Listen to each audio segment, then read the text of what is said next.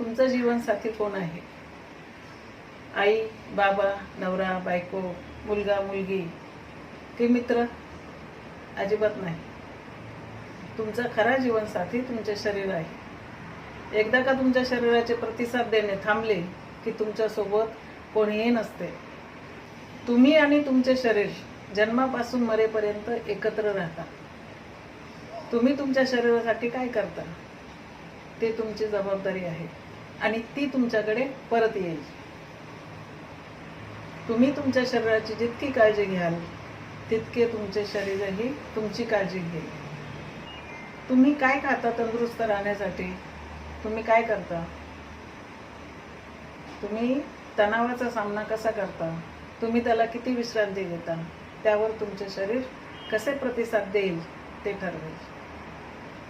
लक्षात ठेवा, तुमचे शरीर हा तुमचा एकमेव कायमचा पत्ता आहे जिथे तुम्ही राहता. तुमचे शरीर ही तुमची मालमत्ता आहे, दायित्व आहे, जी इतर कोणीही शेअर करू शकत नाही.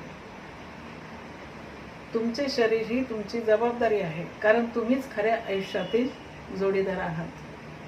तंदुरुस्त राहा, स्वतःची काळजी घ्या. पैसा येतो आणि जातो. नातेवाईक आणि मित्र हे कायमस्वरूपी नसतात.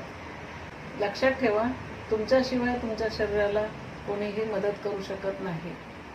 जन्माला येऊन एवढंच करा: फुफ्फुसांसाठी प्राणायाम, मनासाठी ध्यान, हृदयासाठी चालणे, आतड्यांसाठी चांगले अन्न, आत्म्यासाठी चांगले विचार आणि जगण्यासाठी चांगले कर्म. स्वस्थ राहा, मस्त राहा, प्रत्येक क्षण आनंदात घालवा. धन्यवाद.